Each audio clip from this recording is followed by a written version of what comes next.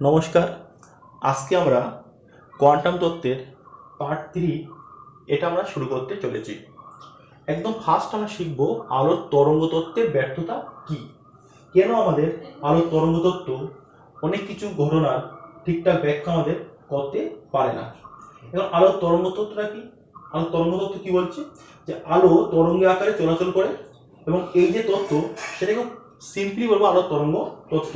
কিন্তু পরে আমরা শিখেছি যে আলো না তরঙ্গ আকারে না, আলো কিন্তু কণা আকারে কিন্তু চলাচল করতে পারে। এর কি কি ব্যর্থতা, একদম 1 নম্বর পয়েন্ট, ফটো ইলেকট্রনের যে সর্বোচ্চ গতিশক্তি থাকে ইমেক্স থাকে, সেটা কিন্তু আমরা এর সাহায্যে ব্যাখ্যা করতে পারি না। এবারে লক্ষ্য করো, আলোর তীব্রতা যত বাড়বে, যত আমি আলোর তীব্রতা আস্তে আস্তে বাড়াবো, তত কি হবে, তত আলোক তরঙ্গের সঙ্গে কিন্তু বাহিত শক্তি পরিমাণ বাড়বে। কারণ আলোর তীব্রতা যত বাড়বে, লক্ষ্য করো এখান দিয়ে যে পরিমাণ ফোটন ঢুকছে, যদি তীব্রতা বাড়ে তাহলে কিন্তু এর মধ্যে নাম্বার অফ ফোটন সংখ্যা অনেক বেশি পরিমাণে বৃদ্ধি পাবে। অর্থাৎ আলোর তীব্রতা যত বাড়বে তত তার সঙ্গে বাহিত যে শক্তি সেটাও তত বাড়বে। সুতরাং কি ধাতব পৃষ্ঠ যদি খুব তীব্র আলো ফেলা হয়, তাহলে কিন্তু নিঃসৃত ফটো ইলেকট্রনগুলির গতিশক্তি খুব বেশি হওয়ার কথা। যত বেশি আমি তীব্রতা সম্পন্ন আমি আলো ফেলবো, তত কি হবে, তত ওখান থেকে যে ফটো ইলেকট্রন নিঃসৃত হবে তার কিন্তু গতিশক্তি খুব বেশি হওয়া উচিত। তার কারণটা কি, তার কারণ যে আমি আলো ফেলছি সে আলোর কিন্তু তীব্রতা বেশি, তার মানে তার কিন্তু শক্তিও অনেক বেশি। এখন লক্ষ্য করো, তার মানে কি, তার মানে বলতে পারবো এক্ষেত্রে এই যে গতিশক্তি অর্থাৎ আমি যখন তীব্রতা বেশি সম্পন্ন আলো ফেলছি, যত বেশি তীব্র আলো ফেলবো তত তার গতিশক্তি বেশি হবে, এবং তার জন্য ওখান থেকে যে ইলেকট্রন নিঃসৃত হবে ফটো ইলেকট্রন, তারও কিন্তু গতিশক্তি বৃদ্ধি হবে। অর্থাৎ খুব সিম্পল, এই তীব্রতা বৃদ্ধির সঙ্গে সঙ্গে ইলেকট্রন যে নিঃসৃত হচ্ছে তার গতিশক্তি কিন্তু কি হবে, সমানুপাতিক। যদি আমি তীব্রতা কোনো আপার লিমিট না রাখি, যত বেশি ইচ্ছে আমি তীব্রতা সম্পন্ন আমি আলো ফেলতে পারি, তাহলে যে ইলেকট্রন বাইরে নিঃসৃত হবে তারও কিন্তু গতিশক্তি অনেক বেশি হবে, তারও কিন্তু কোনো আপার লিমিট থাকা উচিত না, অর্থাৎ তারা কিন্তু ঊর্ধ্বসীমা থাকবে না। কিন্তু কি হয়, কিন্তু আমরা দেখেছি যে নিবৃত্তি কি V0 সেই মান থেকে দেখেছি যে ফটো ইলেকট্রনের গতিশক্তি কখনো EV0 থেকে বেশি হতে পারে না। আমরা শিখেছি যে Emax = EV0। অর্থাৎ আলোর তরঙ্গ তত্ত্ব বলছে কি, যদি আপাতিত ফটনের তীব্রতা খুব বেশি হয়, তাহলে যে ইলেকট্রন মুক্ত হবে তার কিন্তু গতিশক্তি অত্যাধিক বেশি হবে, তার কোনো আপার লিমিট থাকা উচিত না। কিন্তু আমরা বাস্তবে আলোর তড়িৎক্রিয়া কি পাচ্ছি, Emax = E×V0। অর্থাৎ যে ইলেকট্রন বাইরে মুক্ত হবে তার গতিশক্তি একটা সর্বোচ্চ মান থাকবে, তার থেকে বেশি কিন্তু কোনো ইলেকট্রন নির্গত হতে পারবে না। এটা কিন্তু আলোর তরঙ্গ তত্ত্ব ঠিকঠাক ব্যাখ্যা করতে পারে না। 2 নম্বর, সূচনা কম্পাঙ্ক বা প্রারম্ভ কম্পাঙ্ক। কি হয়, যদি আমি কোন একটা লাইট পেলাম, যে লাইটের কম্পাঙ্ক প্রারম্ভ কম্পাঙ্ক μ0 অপেক্ষা অনেক কম, কিন্তু লাইটটা অনেক বেশি তীব্র, অর্থাৎ লাইটটা এত তীব্র যে সে লাইট অনেক অনেক পরিমাণ শক্তি বহন করছে, তাহলে এই শক্তি কিন্তু ফটো ইলেকট্রন নিঃসরণ ঘটানোর পক্ষে যথেষ্ট। মানে যে আলো ফেলছি সে আলোর কম্পাঙ্ক কম, কম্পাঙ্কটা কি প্রারম্ভ কম্পাঙ্ক তার থেকেও কম, কিন্তু যদি সে আলোটা অত্যাধিক তীব্রতা সম্পন্ন হয় তাহলে কিন্তু আলোর তরঙ্গ তত্ত্ব অনুযায়ী কিন্তু সে আলো ফটো ইলেকট্রনের নিঃসরণ ঘটানোর পক্ষে যথেষ্ট হয়, অর্থাৎ নিঃসরণ ঘটাতে পারে। অথচ আমরা কি দেখেছি, μ0 থেকে অর্থাৎ প্রারম্ভ কম্পাঙ্ক থেকে যদি কম কম্পাঙ্কে কোনো লাইট আমরা কোনো ধাতু পৃষ্ঠে ফেলি, তাহলে কিন্তু আলোক তড়িৎক্রিয়া শুরু হয় না, যদিও আলোর তীব্রতা যদি বেশি হয়, খুব বেশি হয়, তবুও কিন্তু এই জিনিসটা ঘটবে না।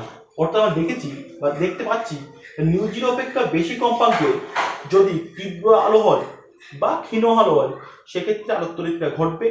μ0 অপেক্ষা কম কম্পাঙ্কে খুব তীব্র আলো হলেও কিন্তু আলোক তড়িৎক্রিয়া ঘটবে না। অর্থাৎ প্রত্যেকটা ধাতব পদার্থের ক্ষেত্রে একটা নির্দিষ্ট কম্পাঙ্ক পাবো, যে কম্পাঙ্ক থেকে আলোক তড়িৎক্রিয়া শুরু হবে, সেই যে কম্পাঙ্ক তাকে বলবো আমরা প্রারম্ভ কম্পাঙ্ক। নেক্সট 3 নম্বর যে ব্যর্থতা, সেটা কি, আলোক তড়িৎক্রিয়ার তাৎক্ষণিক আচরণ। আপাতিত আলো যে মুহূর্তে আপতিত আলোক তরঙ্গ যে মুহূর্তে ধাতব পৃষ্ঠে যে শক্তি নিয়ে আসবে এবং শক্তি নিয়ে এসে ইলেকট্রনের সঙ্গে ধাক্কা মারবে বা ধাক্কা বা সংঘর্ষ ঘটাবে, তখন কি ইলেকট্রনের একটা খুব ছোট্ট একটা অংশ, হ্যাঁ, সেই ছোট্ট একটা অংশ পুরো শক্তিটা ওখানে কিন্তু আনতে বা ওর সঙ্গে ধাক্কাকে ওকে হস্তান্তর করতে কিছুটা কিন্তু সময়ও নেবে, কিছু সময় কিন্তু নেই। কিন্তু এই যে আলোক তরঙ্গ তত্ত্ব অনুসারে আমরা কি জানি, আলোক রশ্মি আপাতন ও ফটো ইলেকট্রনের মিশ্রণের মধ্যে কিছুটা সময় ব্যবধান থাকা উচিত। কারণ বললাম, এক্ষুনি বললাম আমি যে কি বললাম, আপাতিত আলোক তরঙ্গ ধাতু পৃষ্ঠে যে শক্তি নিয়ে আসে তা প্রতিটা ইলেকট্রনের খুব ক্ষুদ্র যে ইলেকট্রন খুব ক্ষুদ্র পরিসরে আমি যদি হস্তান্তর করতে চাই বা কেন্দ্রীভূত করতে চাই, তার জন্য কিছুটা সময় লাগবে। সেই জন্য কি হবে সেটা বলতে পারবো যে আলোক রশ্মি আপাতন মানে যে মুহূর্তে আলোক রশ্মি পড়লো, যে মুহূর্তে আলোক রশ্মি ধাতব পৃষ্ঠের উপর পড়লো এবং যে মুহূর্তে এখানে ইলেকট্রন নিঃসরণ হচ্ছে, ফোটন পড়লো, ইলেকট্রন নিঃসরণ হচ্ছে, এই দুটোর মধ্যে কিন্তু কিছুটা সময় লাগা উচিত, সময় ব্যবধান থাকা উচিত। এই শক্তি হস্তান্তরে কিছুটা টাইম লাগবে। অথচ কি হয়, আলোক তড়িৎক্রিয়া আমরা দেখেছি, আলোক তড়িৎক্রিয়া যে মুহূর্তে ফোটন পড়ে একদম সঙ্গে সঙ্গে ইলেকট্রন নির্গত হয়, আলোকজ ইলেকট্রন নির্গত হয়, এর মধ্যে সময় ব্যবধান থাকে না। কেন থাকে না তার কিন্তু কোনো ব্যাখ্যা আলোক তরঙ্গ তত্ত্ব দিতে পারে না। অতএব এই যে তিনটে ফটো ইলেকট্রনের সর্বোচ্চ গতিশক্তি কেন থাকে, প্রাণ বা কম্পাঙ্ক এবং তাৎক্ষণিক আচরণ কেন প্রদর্শন করে, এই তিনটেই কিন্তু আলোক তরঙ্গ তত্ত্ব ব্যাখ্যা করতে পারে না। এটা আইনস্টাইনের সমীকরণের সাহায্যে কোয়ান্টাম তত্ত্ব ব্যাখ্যা করতে পারে, সেটা আমরা এরপরে শিখব। আইনস্টাইনের আলোক তড়িৎ সমীকরণ। আলোক তড়িৎ ক্রিয়া ব্যাখ্যা করতে গিয়ে আইনস্টাইন একটা আলোক তড়িৎ সমীকরণ প্রতিষ্ঠা করেছিলেন এবং এই আইনস্টাইন আলোক তড়িৎ সমীকরণ প্রতিষ্ঠা করতে গিয়ে উনি কিছু স্বীকার্য উনি ধরে নিয়েছিলেন। কি ধরে নিয়েছিলেন? একদম ফার্স্ট যে স্বীকার্য ধরে নিয়েছিলেন যে ফোটন কণাগুলো যখন আসবে, এই ফোটন কণাগুলো তার শক্তি হবে E equal to H nu, শক্তিগত হবে E equal to H nu, এবং এই ফোটন কণাগুলো যখন কোনো একটা ইলেকট্রনের সঙ্গে সংঘর্ষ ঘটাবে, ইলেকট্রনের সঙ্গে এই ফোটন কণা, এগুলো কি কণা? ফোটন কণা সংঘর্ষ ঘটাবে। এই সংঘর্ষ দুটো ভাবে ঘটতে পারে। কি কি ঘটতে পারে? এরকম ভাবে যদি সংঘর্ষটা এমন হয় যে সংঘর্ষের ফলে ফোটনের এই যে শক্তি, এই শক্তিটা পুরোপুরি ইলেকট্রন গ্রহণ করেছে, পুরোপুরি ইলেকট্রন গ্রহণ করছে, অতএব এই শক্তির পুরোটা ইলেকট্রন গ্রহণ করবে, এক নম্বর হতে পারে। অথবা যদি গ্রহণ না করে তাহলে কি হবে, ফোটন প্রতিফলিত হবে। অতএব এই যে E equal to H nu শক্তি নিয়ে কোনো একটা ফোটন ইলেকট্রনের সঙ্গে সংঘর্ষ ঘটাচ্ছে, এই সংঘর্ষের সময় এক নম্বর কি হতে পারে, ওই ফোটনের সম্পূর্ণ শক্তি ইলেকট্রনটি গ্রহণ করতে পারে, নতুবা ফোটনের যে শক্তি, ওই শক্তিটা ইলেকট্রন একদমই নেবে না, ফোটন পুনরায় প্রতিফলিত হয়ে আবার ফিরে যেতে পারে। ওকে, এই দুরকম হবে। কখনো কিন্তু ইলেকট্রন ফোটনের কোনো পার্সেন্টেজ 50% বা 30% শক্তি নেবে আর বাদ বাকি নেবে না, এরকম হবে না। নিলে পুরো নেবে, না নিলে একদম শক্তি নেবে না। এবার যদি ইলেকট্রন ফোটনের শক্তি গ্রহণ করে তখন কি হবে? লক্ষ্য করো, এই একটা ধাতব প্লেট, তার মধ্যে ইলেকট্রন, আমি এখানে আঁকি ইলেকট্রনগুলো, এই বাইরের থেকে ফোটন আসলো, ফোটন এসে আপাতিত হলো, শক্তিগত ইকুয়াল টু এইচ নিউ, এবং এই শক্তি ইলেকট্রন গ্রহণ করলো। ইলেকট্রন শক্তি গ্রহণ করার পর প্রথম কাজ কি করবে, প্রত্যেকটা ইলেকট্রন তারা কিন্তু একটা নিউক্লিয়াসের সঙ্গে বন্ডিং অবস্থা আছে, এই প্লাস তার সঙ্গে বন্ডিং অবস্থা আছে, এবং ইলেকট্রন নিউক্লিয়াসের সঙ্গে বন্ডিং অবস্থা আছে তাকে বলছেন কি, কার্যপেক্ষক বা W0। তাহলে এই যে E equal to H nu শক্তি নিয়ে একটা ফোটন ইলেকট্রনের উপর আপতিত হলো, এই শক্তির প্রথম পার্ট বা একটা পার্ট নষ্ট হবে এই ওয়ার্ক ফাংশন বা কার্যপেক্ষক বা ইলেকট্রনকে ওই পরমাণু নিউক্লিয়াসের আকর্ষণ বল থেকে মুক্ত করতে। অর্থাৎ এই শক্তি E equal to H new, এই এইচ নিউ শক্তি একটা পার্ট কোথায় যাবে, একটা পার্ট যাবে এই W0-তে যাবে। এবং যদি E equal to H new বা এইচ নিউ শক্তিটা ডব্লিউ তে বেশি হয়, বেশি তো অবশ্যই হতে হবে, বেশি না হলে তো ইলেকট্রনকে বাইরে আনতেই পারবে না, বেশি হবে। এবং যতটা বেশি হবে সে বাদ বাকি অতিরিক্ত শক্তি নিয়ে ইলেকট্রন বাইরে ছিটকে বেরিয়ে আসবে, কি নিয়ে? একটা গতিশক্তি নিয়ে। এটা গতিশক্তি নিয়ে বেরিয়ে আসবে। এখানে ইলেকট্রন আছে, এই তাহলে কি হবে? ই ম্যাক্স। অতএব আপাতিত শক্তি, যে শক্তি আপাতিত হচ্ছে ই ইজিক্যাল টু এইচ নিউ, সেই শক্তি দুটো পার্টে ব্যয় হচ্ছে, একটা কার্যপেক্ষকে এবং আরেকটা ইলেকট্রন বাইরের যে সর্বাধিক বেগে বেরিয়ে আসছে সেই ইলেকট্রন, সর্বাধিক বেগ সম্পন্ন যে ইলেকট্রন তার গতিশক্তি রূপে বাইরে বেরিয়ে আসছে। অতএব মোট যে শক্তি ইলেকট্রনের উপর আপাতিত হচ্ছে, মোট শক্তি এইচ নিউ ইজিক্যাল টু একটা বন্ধন ভাঙতে যে শক্তি কার্যপেক্ষক W0, আর একটা ইলেকট্রন যে গতিশক্তি নিয়ে বাইরে ছিটকে বেরিয়ে আসছে সেই সর্বাধিক গতিশক্তি। অর্থাৎ H nu equal to W0 plus E max. এটা কিন্তু আইনস্টাইনের আলোকতড়িৎ সমীকরণ। এবারে এই আইনস্টাইনের আলোকতড়িৎ সমীকরণের আরো বিভিন্ন ফর্ম, বিভিন্ন রূপ আমরা লিখতে পারি। কি লিখতে পারি? লিখতে পারি ই ম্যাক্স ইজিক্যাল টু, লিখতে পারি এইচ নিউ মাইনাস W0, এটাও লিখতে পারি।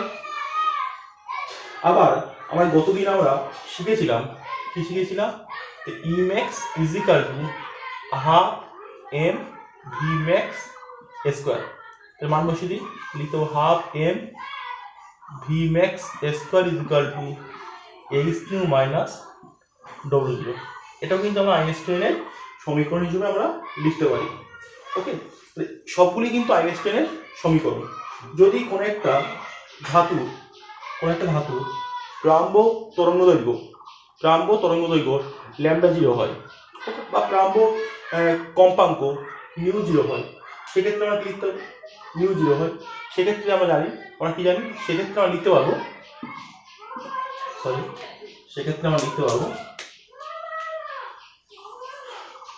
W0 সমান এইচ নিউ 0 বা এইচ সি বাই λ0। এই ইকুয়েশন লিখতে পারবো E max equal to H nu minus H nu 0। এটা, বা যদি নিবৃত্তি বিভব V0 হয়, তখন কি হয়? তখন আমরা জানি আমাদের কি পাই? আমরা পাই ই ম্যাক্স ইজিক্যাল টু ই ইন্টু V0। বসিয়ে দাও, লিখতে পাবো ই V0 সমান H nu minus H nu 0। এটাও কিন্তু আইনস্টাইনের আলোকতড়িৎ সমীকরণ। সবগুলি কিন্তু আইনস্টাইনের আলোকতড়িৎ সমীকরণ, বিভিন্ন রূপ। এটা H nu equal to W0 plus E max equal to H nu minus W0, half M V max square equal to H nu minus W0, E max equal to H nu minus H nu 0, যেহেতু W0 is equal to H nu 0, বা লিখতে পারো H nu minus H C by λ0, আর E V0 equal to H nu minus H nu 0। আলোর তরঙ্গ তত্ত্বের কিছু ব্যর্থতা আমরা আগে শিখিয়েছি। যে কি কি ব্যর্থতা থাকে? বেসিক্যালি কি কি ব্যর্থতা থাকে? যে ফটো ইলেকট্রনের সর্বোচ্চ গতিশক্তি লিখছি আমরা ই ম্যাক্স, সেটা কিন্তু আলোর তরঙ্গ তত্ত্ব অনুযায়ী থাকা উচিত নয়, বাট বাস্তবে কিন্তু থাকে। কেন থাকে তার ব্যাখ্যা কিন্তু আমরা আলোর তরঙ্গ তত্ত্ব থেকে পাই না। এরকম আরো আছে যে প্রারম্ভক কম্পাঙ্ক বা সূচনা কম্পাঙ্ক কেন থাকবে, আলোর তড়িৎক্রিয়া কেন তাৎক্ষণিক আচরণ করে, এইসব কোনো ঘটনায় কিন্তু ব্যাখ্যা আমরা আলোর তরঙ্গ তত্ত্ব থেকে আমরা পাই না। এই সমস্ত ব্যাখ্যা আমরা আইনস্টাইনের যে আলোকতড়িৎ সমীকরণ তার সাহায্যে অথবা কোয়ান্টাম তত্ত্বের সাহায্যে আমরা ব্যাখ্যা করতে পারি। সেই ব্যাখ্যাগুলো আমরা এখন শিখব। কোয়ান্টাম তত্ত্বের সাহায্যে আলোকতড়িৎ ক্রিয়ার ব্যাখ্যা। একদম ফার্স্ট, ফটো ইলেকট্রনের সর্বোচ্চ যে গতিশক্তি কেন হয় তার ব্যাখ্যা আমরা একদম ফার্স্ট শিখব। আমরা কি জানি? নির্দিষ্ট একটা ধাতু, যে কোনো নির্দিষ্ট ধাতু পদার্থের কার্যপেক্ষক কি হয়?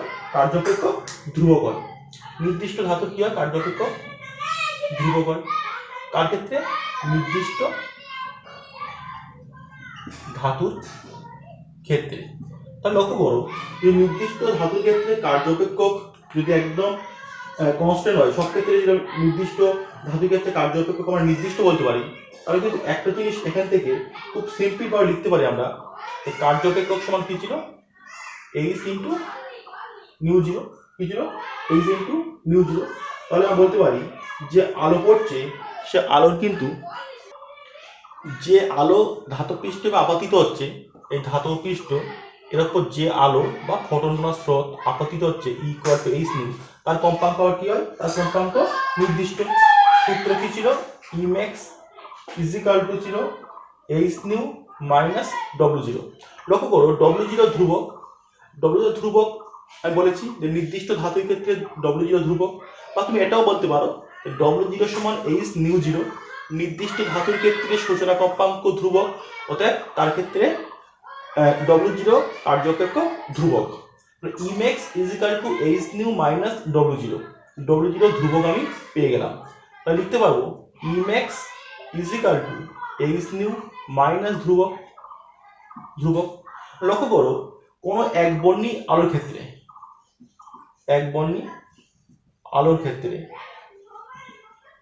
মানে যে লাইটটা পড়ছে হয় হলুদ লাইট বা সবুজ লাইট, কোনো একটা পার্টিকুলার বর্ণ, তার ক্ষেত্রে কিন্তু কম্পাঙ্ক ধ্রুবক, প্রত্যেকটা বর্ণের কম্পাঙ্ক ধ্রুবক। যেহেতু একবর্ণী আলোর ক্ষেত্রে কম্পাঙ্ক ধ্রুবক, তাহলে মানে কি এইচ, এইচ নিজে ধ্রুবক, এইচ নিউ এটাও কিন্তু একটা ধ্রুবক হবে। কোথায় লিখতে পারবো E max equal to H nu ধ্রুবক, ধ্রুবক মাইনাস ধ্রুবক, ধ্রুবক থেকে ধ্রুবক বাদ গেলে সে ধ্রুবকই থাকে, ধ্রুবক। অর্থাৎ বাংলা কথা কি পাচ্ছি আমি পাচ্ছি ই ম্যাক্স ইজিক্যাল টু ধ্রুবক। অতএব আমরা ই ম্যাক্স অর্থাৎ সর্বোচ্চ ফটো ইলেকট্রনের সর্বোচ্চ গতিশক্তি, সেটা কি হচ্ছে, ধ্রুবক হচ্ছে। সেই জন্য আমরা বলতে পারবো যে আপাতিত আলো তরঙ্গ দৈর্ঘ্য ও কম্পাঙ্ক স্থির রেখে, কারণ আপাতিত আলো তরঙ্গ দৈর্ঘ্য ও কম্পাঙ্ক যদি পাল্টায় তাহলে কিন্তু এটা ধ্রুবক আমি বলতে পারবো না। অর্থাৎ ওই দুটো যদি স্থির রাখি, স্থির রাখার পর আমরা আলোর তীব্রতা যত বেশি বাড়ে না কেন, ফটো ইলেকট্রনগুলির সর্বোচ্চ গতিশক্তি ইমেক্স সর্বদা ধ্রুবক হবে। ওর গতিশক্তি কখনো ইমেক্সের থেকে বেশি হতে পারবে না, অর্থাৎ ইমেক্সের থেকে বেশি গতিশক্তি ও কখনো অর্জন করতে পারবে না। এটাই হলো কোয়ান্টাম তত্ত্বের সাহায্যে ফটো ইলেকট্রনের সর্বোচ্চ গতিশক্তি কেন হয় তার ব্যাখ্যা। নেক্সট আমরা আসবো প্রারম্ভ কম্পাঙ্ক বা সূচনা কম্পাঙ্ক কিভাবে ব্যাখ্যা করা যায় কোয়ান্টাম তত্ত্বের সাহায্যে, আমরা সেই পার্টে আসবো। আবার একই রকম আগের মতো নির্দিষ্ট কোনো একটা ধাতুর ক্ষেত্রে কি হবে, ডব্লিউ জিরো বা কার্যক্ষেত্র ধ্রুবক, নির্দিষ্ট ধাতুর ক্ষেত্রে ডব্লিউ জিরো বা কার্যক্ষেত্র আমাদের কি হবে, ধ্রুবক হবে। আমাকে ডব্লিউ জিরো সমান এইচ নিউ জিরো আমরা জেনে এসেছি, আমাকে একটু এটাই দেখাতে হবে প্রমাণ করে, এটাকে প্রমাণ করে দেখাতে হবে যে হ্যাঁ W zero equal to H into nu zero থাকবে, অর্থাৎ একটা প্রারম্ভ সূচনা কম্পাঙ্ক থাকবে যার মান নিউ জিরো ইজিক্যাল টু হবে ডব্লিউ জিরো বাই এইচ, এটা, এবং এটা প্রত্যেকটা ধাতুর ক্ষেত্রে এটা নির্দিষ্ট হবে। তাহলে কি নির্দিষ্ট ধাতুর ক্ষেত্রে কার্যক্ষেত্র ডব্লিউ জিরো কি হবে, ধ্রুবক হবে, এটা আমরা জানি, আমরা আগে শিখেছি নির্দিষ্ট ধাতুর ক্ষেত্রে এটা সবসময় ধ্রুবক হবে। এবারে লক্ষ্য করো আইনস্টাইনের ইকুয়েশন কি ছিল, ছিল ই ম্যাক্স ইজিক্যাল টু ছিল H nu minus W zero, H nu minus W zero. লক্ষ্য করো যদি কোনো একটা যে আলো কোনো ধাতু পৃষ্ঠে আমার আপতিত হচ্ছে, তার কম্পাঙ্ক নিউ আমি ধীরে ধীরে কমাতে থাকি, এটা কিন্তু নির্দিষ্ট, এটা কি নির্দিষ্ট, আমরা লিখতে পারি এইচ নিউ মাইনাস ধ্রুবক, এটা লিখে বুঝতে হবে ধ্রুবক। আমি নিউটাকে আমি ধীরে ধীরে কমাতে থাকছি, কি হবে, যত নিউর মানটা ধীরে ধীরে কমাবো তাহলে কি হবে, এটা মাইনাস কনস্ট্যান্ট, টোটাল ভ্যালুটা আস্তে আস্তে হ্রাস পাবে, কমতে কমতে এই নিউটা কমতে কমতে এর মানটা এমন একটা টাইম আসতে পারে যখন এইচ নিউ এই পুরো মানটা এবং ধ্রুবক এই মানটা সমান হতে পারে। সমান হলে কি হবে, দুটো কেটে জিরো যাবে। আমি যে নিউটাকে যদি আরো কমাই তখন এটা ছোট এটা বড়, তো নেগেটিভ হবে। এবং মাথায় রাখবে ইমেক্স কিন্তু কখনো নেগেটিভ হতে পারে না। ওকে, কেন পারে না তার কারণ হলো ইমেক্স ইজিক্যাল টু কি হবে, half V max square. E max negative হয় তাহলে half M V max square equal to negative হবে। এটা নেগেটিভ হওয়া মানে কি তুমি বলতে পারবো যে V max equal to root over negative, সেটা কিন্তু বাস্তবে কি এটা ইনভ্যালিড, বাস্তবে ইনভ্যালিড। সেই জন্য কখনো কিন্তু ইমেক্স নেগেটিভ হতে পারবে না। ইমেক্সের মান সব থেকে কম কত হতে পারে, 0 হতে পারে। আমি নিউটাকে কমাতে লাগলাম, কমাতে কমাতে আমি এমন একটা নিউ পেতে পারি যে নিউ এর জন্য ইমেক্স 0, ইমেক্স সেক্ষেত্রে 0, অর্থাৎ আলোক তড়িৎ ক্রিয়া সবেমাত্র শুরু হয়েছে কিন্তু কোনো ইলেকট্রন বাইরে বার হচ্ছে না। ইমেক্স 0 মানে কি, সর্বোচ্চ গতিশক্তি সম্পন্ন ইলেকট্রনের শক্তি, অতএব যার শক্তি সব থেকে বেশি, তার শক্তি, যে ইলেকট্রনের গতিবেগ সবথেকে বেশি তার শক্তি। ইমেক্স 0 মানে কি, যে ইলেকট্রনের গতিবেগ সবথেকে বেশি তার শক্তি শূন্য, অর্থাৎ তার বেগও শূন্য, অর্থাৎ ইলেকট্রন কিন্তু বাইরে বার হচ্ছে না, সবেমাত্র আলোক তড়িৎ ক্রিয়া শুরু হচ্ছে, অর্থাৎ যে আলো বাইরে থেকে ফেলছি E=23 নিউ, সেই শক্তি শুধুমাত্র ওই ইলেকট্রনকে W0 কার্যপেক্ষ, অর্থাৎ যে বন্ডিং, যে নিউক্লিয়াসের সঙ্গে বন্ডিং, সে বন্ডিংকে ভাঙতে সমর্থ হচ্ছে। অর্থাৎ ইমেক্স এর মান আমি লিখতে পারবো কি, ইমেক্স ইজিক্যাল টু কত হতে পারে, 0 হতে পারে। ইমেক্স ইজিক্যাল টু যদি 0 হয়, তাই আমি ধরছি ইমেক্স ইজিক্যাল 0 কখন, আমি ধরছি ইমেক্স ইজিক্যাল 0 হবে যখন নিউ এর মানটা নিউ 0 হয়। ইমেক্স 0 হবে যখন নিউ 0, অর্থাৎ কম্পাঙ্কটা তখন কি হবে, নিউ 0। আপাতিত কম্পাঙ্ক সেটা কত হবে, নিউ 0। লক্ষ্য করো, আমি আবার লিখছি এটা, যখন আপাতিত আলোর কম্পাঙ্ক, আপাতিত আলোর কম্পাঙ্ক নিউ 0 হয়, অতএব আমি লিখতে পারবো 0 সমান ইমেক্স 0, ইমেক্স 0। আমি এটা কি করবো, এটা আমি এই জায়গায় পুট করবো ইকুয়েশনে, ইমেক্স 0 এইচ নিউ কত তখন, নিউ 0 মাইনাস W0, বা লিখতে পারবো নিউ 0 সমান W0/H। লক্ষ্য করো, নির্দিষ্ট ধাতুর ক্ষেত্রে কার্যপেক্ষক W0 কনস্ট্যান্ট, প্ল্যাঙ্কের ধ্রুবক সেটাও কিন্তু কনস্ট্যান্ট, অর্থাৎ নির্দিষ্ট কোনো ধাতুর ক্ষেত্রে কি লিখতে পারবো, এমন একটা কম্পাঙ্ক পাবো যে কম্পাঙ্কটা নিউ 0, যে কম্পাঙ্ক থেকে আলোক তড়িৎ ক্রিয়া সবেমাত্র শুরু হবে। এই যে কম্পাঙ্ক, তাকে আমরা বলবো সূচনা কম্পাঙ্ক। কি বলবো, সূচনা কম্পাঙ্ক। অতএব আমি এক কথায় কি বলতে পারি, যে যেহেতু ফটো ইলেকট্রনের গতিশক্তি কখনো ঋণাত্মক হতে পারে না, তাই কি আলোর কম্পাঙ্ক নিউ 0 অপেক্ষা কম হলে কোনো আলোক তড়িৎ নিঃসরণ শুরু হবে না। অর্থাৎ এই নিউ 0 হলো কি, সূচনা কম্পাঙ্ক বা রাম্য কম্পাঙ্ক।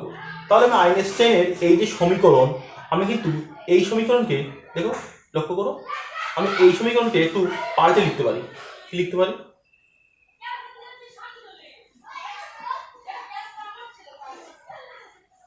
দেখো, নিউ 0 সমান W0/H, তার মানে কি, তার মানে W0 সমান H নিউ 0, বসিয়ে দাও, Emax equal to H nu minus H nu 0, বা Emax equal to H common নাও নিউ মাইনাস নিউ 0। অতএব একটা কিন্তু কম্পাঙ্ক নির্দিষ্ট থাকবে, মিনিমাম থাকবে, তারপরের থেকে কিন্তু আলোক তড়িৎ ক্রিয়া শুরু হয়।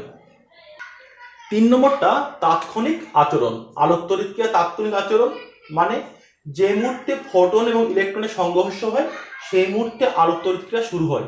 অতএব এই সংঘর্ষ এবং আলোক তড়িৎ ক্রিয়া শুরু হওয়ার মধ্যে কিন্তু কোনো সময় ব্যবধান থাকে না। কেন, মাথায় রাখবে, এটা ইলেকট্রন এর সঙ্গে যে ফোটনের সংঘর্ষ হচ্ছে, এই সংঘর্ষটা কি সংঘর্ষ, স্থিতিস্থাপক, স্থিতিস্থাপক। স্থিতিস্থাপক সংঘর্ষের ধর্ম হলো, স্থিতিস্থাপক সংঘর্ষের ক্ষেত্রে একদম ইনস্ট্যান্ট সংঘর্ষ হয়, অর্থাৎ এক্ষেত্রে খুব একদম মুহূর্তের মধ্যে এই শক্তি হস্তান্তর হয়, সেজন্য এর মধ্যে কোনো সময় ব্যবধান থাকবে না বা থাকে না। অ্যাকচুয়ালি কি হচ্ছে, এখানে হচ্ছে কি, এই শক্তি সম্পন্ন কোন একটা ফোটনের সঙ্গে ইলেকট্রনের সরাসরি স্থিতিস্থাপক সংঘর্ষ ঘটছে, এই সংঘর্ষের জন্য কি হচ্ছে, এই শক্তিটা ইলেকট্রনের মধ্যে হস্তান্তর হচ্ছে, এবং এই যে স্থিতিস্থাপক সংঘর্ষ ঘটছে, এই স্থিতিস্থাপক সংঘর্ষের জন্য এদের মধ্যে কোনো সময় ব্যবধান থাকে না, অর্থাৎ এই প্রক্রিয়াটি একটি তাৎক্ষণিক প্রক্রিয়া, একটি ইনস্ট্যান্ট প্রক্রিয়া। নেক্সট 4 নম্বর পয়েন্ট কি, আপাতিত আলোর তীব্রতার উপর আলোক তড়িৎ প্রবাহমাত্রা এটা কিন্তু ডিপেন্ড করে। যত তীব্রতা বাড়বে তত আলোক তড়িৎ প্রবাহমাত্রা বৃদ্ধি পায়। কেন, এটা খুব সিম্পল কারণ, আমরা কোয়ান্টাম তত্ত্বের সাথে ব্যাখ্যা করতে পারি। তা আমরা কি জানি যে যদি কম্পাঙ্ক স্থির রেখে আমরা আপাতিত আলোর তীব্রতা বৃদ্ধি করি, যত তীব্রতা বৃদ্ধি করব তত কি হবে, ধাতব পাতের ওপর আপতিত যে ফোটন তার সংখ্যা বাড়বে। তো তীব্রতা বৃদ্ধি পাওয়া মানে নাম্বার অফ ফোটন ধাতব যে পাত তার উপরে বৃদ্ধি পাবে। মনে করো এই যে আলো পড়ছে, এই আলো তীব্রতা কম, আমি যদি তীব্রতা বাড়িয়ে দিই, তীব্রতা যদি বাড়িয়ে দিই তাহলে এক্ষেত্রে ফোটন বেশি হবে, এক্ষেত্রে ফোটন এক্ষেত্রে কম, এক্ষেত্রে বেশি। ওকে, ফোটন সংখ্যা কি এক্ষেত্রে বেশি হবে। সেই জন্য আপাতিত ফোটন সংখ্যা বৃদ্ধি পেলে কি হবে, যত ফোটন সংখ্যা বৃদ্ধি পাবে তত ফোটন ও ধাতু মধ্যস্থ ইলেকট্রন তাদের মধ্যে সংঘর্ষের সংখ্যা আস্তে আস্তে কি হবে, বৃদ্ধি পাবে। অতএব যত বেশি সংখ্যক ফোটন পড়বে, এখানে এখানে কম পড়ছে বেশি পড়ছে, তো এখানে ইলেকট্রনের সঙ্গে ফোটনের সংঘর্ষের সংখ্যা তার থেকে কিন্তু এখানে ইলেকট্রন এবং ফোটনের যে সংঘর্ষের সংখ্যা, এই ইলেকট্রন এগুলো মনে করো এই ইলেকট্রন এবং ফোটনের সংঘর্ষের সংখ্যা সেটা কিন্তু এক্ষেত্রে বেশি হবে। কোথায় বেশি হবে, যে ক্ষেত্রে ফোটন সংখ্যা বেশি, ফোটন বেশি, এক্ষেত্রে এর তীব্রতা বেশি, এর তীব্রতা কম। ওখান থেকে ফোটনের সঙ্গে ইলেকট্রনের সংঘর্ষের সংখ্যা বৃদ্ধি পাচ্ছে, তাহলে এখান থেকে অনেক বেশি সংখ্যক কিন্তু ইলেকট্রন বাইরে নির্গত হবে। বেশি সংখ্যক ইলেকট্রন বাইরে নির্গত হওয়ার জন্য কি আলোকতড়িৎ প্রমাত্রার মানটাও কিন্তু বৃদ্ধি পাবে। সেই জন্য কি হবে, আপতিত আলোর তীব্রতা যত বাড়বে আলোকতড়িৎ প্রমাত্রা তত বেশি বাড়বে। নেক্সট আমরা আসবো লেখচিত্রের সাহায্যে আইনস্টাইনের সমীকরণের প্রকাশ। কিভাবে আমরা আইনস্টাইনের যে সমীকরণ তার আমরা লেখচিত্র আমরা অঙ্কন করতে পারবো সেটা আমরা দেখব। আইনস্টাইনের ইকুয়েশন কি ছিল, EV0 = h nu - W0। এখন আমরা গ্রাফটা দুটো ভাবে আঁকতে পারি। ঠিক, আমরা একটা আঁকতে পারি, যদি আমরা x অক্ষের দিকে কম্পাঙ্ক নিই, ওকে, এবং y অক্ষের দিকে আমরা নিলাম v, নিলাম আমরা v মানে এক্ষেত্রে একটি v0 আঁকতে পারি। আর একটা আঁকতে পারি, একই টাইপের হবে, সেম টাইপের, x অক্ষের দিকে নিউ নিলাম, এই নিলাম আমরা পুরো EV0 মানে কি Emax, তার মানে কিন্তু EV0 এটাও নিতে পারি। এখন লক্ষ্য করো, আমরা কিন্তু এই ইকুয়েশনটাকে মনে করতে পারি, এটা y = mx প্লাস c। তার মানে আমি এই গ্রাফটা আঁকি, y অক্ষের দিকে কি আছে EV0 y অক্ষের দিকে আছে, x অক্ষের দিকে কি আছে নিউ mx, এক্ষেত্রে m এর জায়গায় কি আছে h, মানে নতিটা h হবে, এক্ষেত্রে c কি আছে -w0, মানে -w0, নেগেটিভ অক্ষের দিকে আছে এটা -w0। তাহলে গ্রাফটা কি হবে, এই স্ট্রেট লাইন, এই গ্রাফটা হবে EV0 = h nu - w0। এবার এটা করি v0 সাপেক্ষে, তখন ইকুয়েশন কি হবে, তো লিখতে হবে আমাকে v0 = h/e -w0/e। জাস্ট ইকুয়েশনটা আমি e দিয়ে ভাগ করলাম, e দিয়ে ভাগ করার পর এবার তুমি ধরো y = mx প্লাস c। এই ইকুয়েশনটা আমি এখানে লিখে দিই, EV0 h nu - w0। তাহলে y অক্ষের দিকে কি আছে v0 mx, x অক্ষের দিকে কি আছে, ও এখানে একটা h/e নিউ করে আছে, নিউ থাকবে, m এর জায়গায় কি আছে h/e, আর x অক্ষের দিকে কি আছে নিউ আছে। তাহলে গ্রাফটা কি হবে, গ্রাফটা একই প্রকৃতির হবে, সেম প্রকৃতির হবে, বাট এক্ষেত্রে যে ছেদ করবে y অক্ষকে সেটা কি হবে w0/e, এটা হবে, এটা w0/- w0/e। এক্ষেত্রে এই যে নতি থিটা আর tan থিটা কত হবে, এক্ষেত্রে h/e, এক্ষেত্রে যেটা থিটা হয়, এক্ষেত্রে tan থিটা কত হবে h। অতএব যদি Emax এর সাপেক্ষে আমি নিউ এর গ্রাফ আঁকি, তার যে নতি সেটা প্ল্যাঙ্কের ধ্রুবককে প্রকাশ করবে।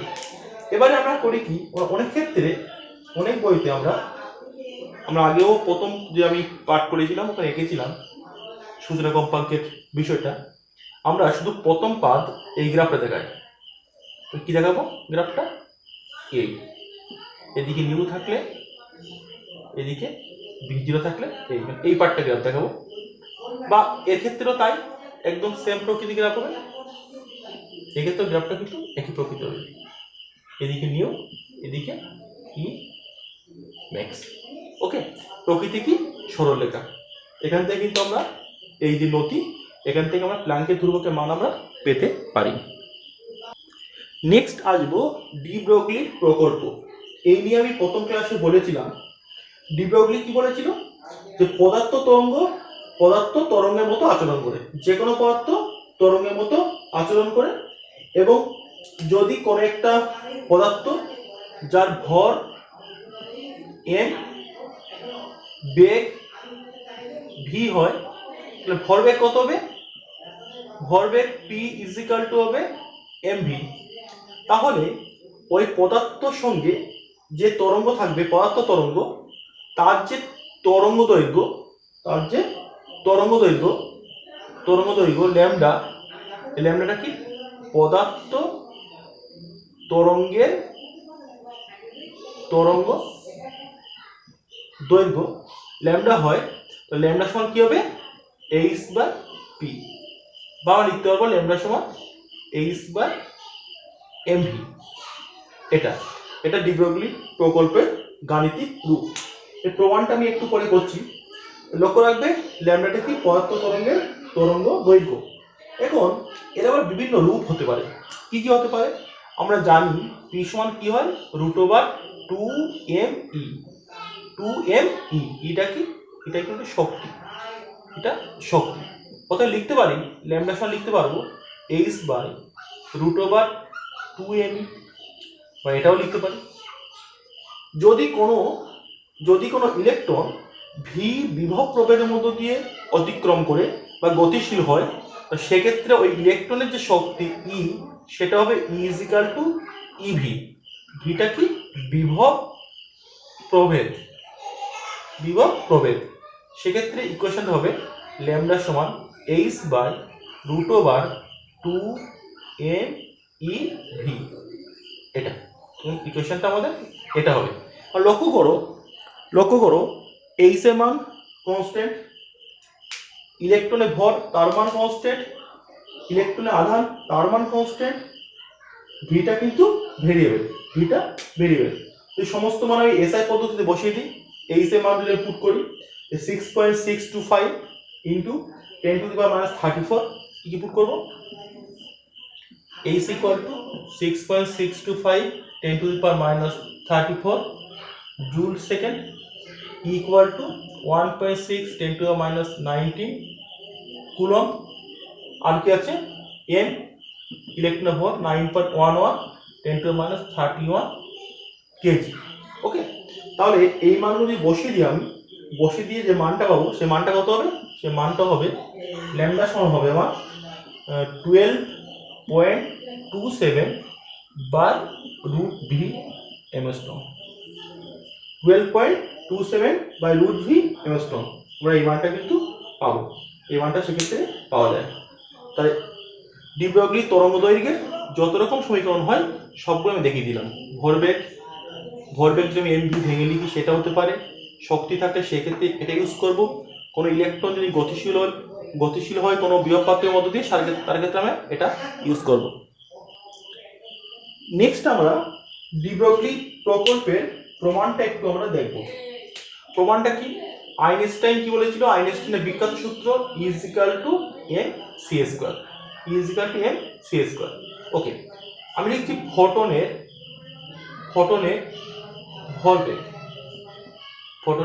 ভরবেগ কত হবে, p সমান হওয়া উচিত mc, বা আমি ইকুয়েশন লিখতে পারবো E সমান mc² সমান mc ইন্টু c মানে pc লিখতে পারি।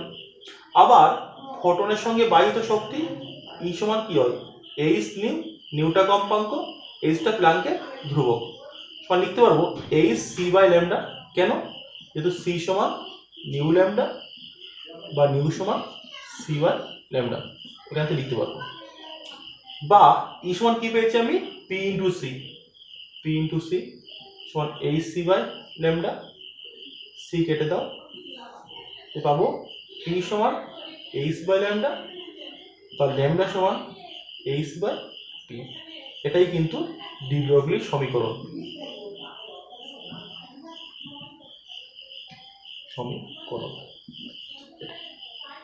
যাই হোক, আজকে আমাদের কোয়ান্টাম তত্ত্ব শেষ হলো। কোয়ান্টাম তত্ত্ব চ্যাপ্টারটা খুব কঠিন না, বাট এই চ্যাপ্টারটা একটু মুখস্থ কিছু করতে হবে, কিছু বুঝতে হবে, বুঝে মুখস্থ করতে হবে। আমার সাজেশন হলো এক্ষেত্রে সংজ্ঞা, তরঙ্গতত্ত্বের ব্যর্থতা, তরঙ্গতত্ত্বের সাহায্যে তরঙ্গতত্ত্বের ব্যর্থতাগুলি প্রমাণ কোয়ান্টাম তত্ত্বের সাহায্যে, এইগুলো ভালো করে বুঝে নেবে, বুঝে নিয়ে মুখস্থ করবে। পরীক্ষায় মুখস্থ থাকলে খুব তাড়াতাড়ি লেখা যায়, খুব শর্টে লেখা যায়, সেগুলো একটু লক্ষ্য রাখবে। ওকে, প্রত্যেককে অনেক ধন্যবাদ।